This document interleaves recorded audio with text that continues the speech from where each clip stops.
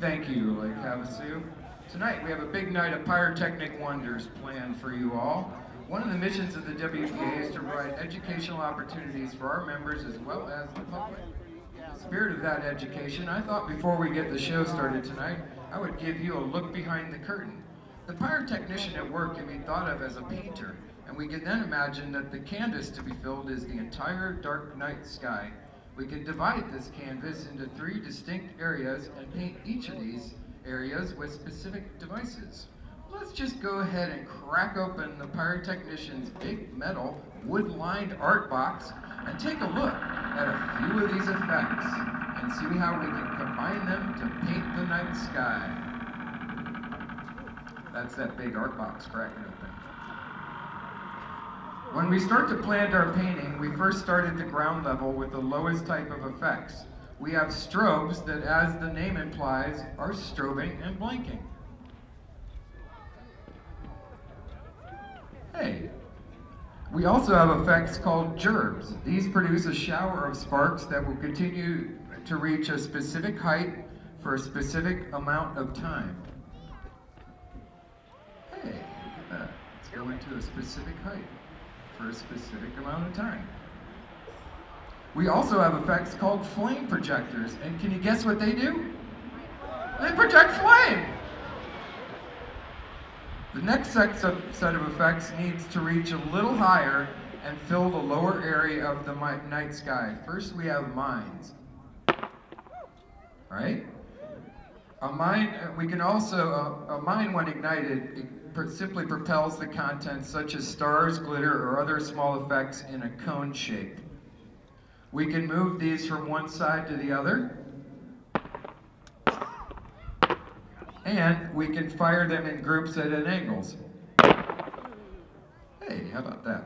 We have comets. A comet is basically a solid chunk of pyrotechnic material that, when ignited, rises into the night sky with a uniform tail before burning out at a predetermined height.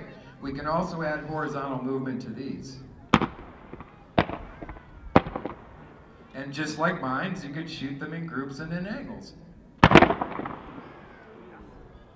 I know, it's amazing.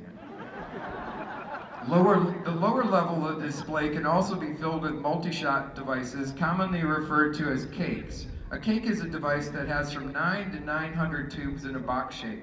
It's fused together in such a way that when ignited, the device fires each in a quick or slow succession. A cake or multiple cakes can be a good way to fill in a large area with effects. You can also add volume and intensity to a finale with a single ignition.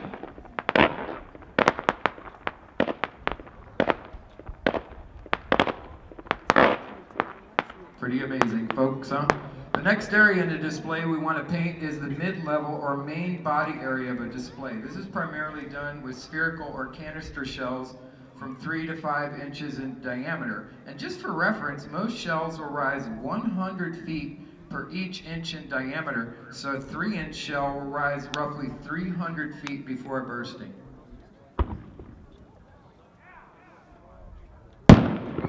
Hey, a 4-inch shell will rise 400 feet. I know, it's amazing, isn't it?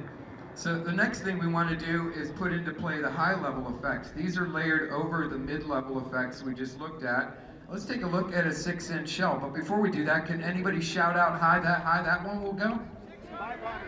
600 feet, yes!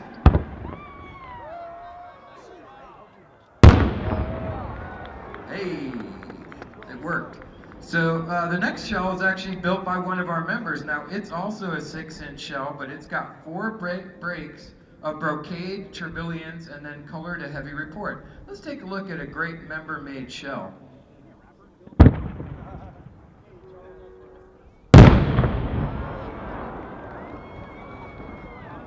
You remember in Gandalf in The Lord of the Rings when he brought the fireworks?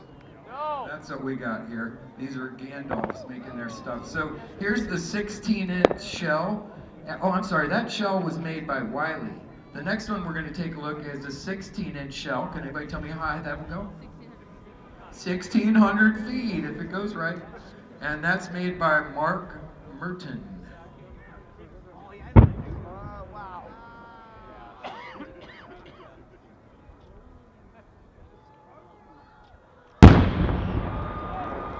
You can't buy that at the local fireworks store, can you, folks? Okay, we can also take those shells and fuse them together in groups and fan them out from multiple positions to fill in the field of view horizontally.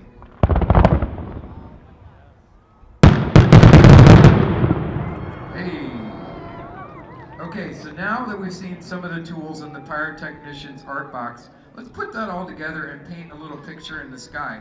It looks like we have a nice fresh sky canvas, so are you ready, Lake Havasu?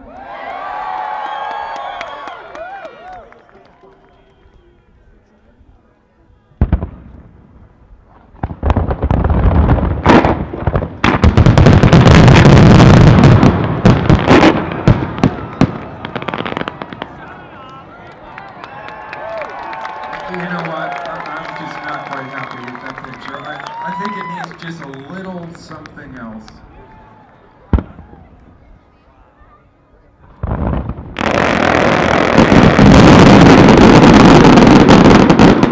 A bunch of salutes and some more color. That's all we fucking. Thank you, Lake Havasu. All right, big hand for Dave X and his Pyro tutorial.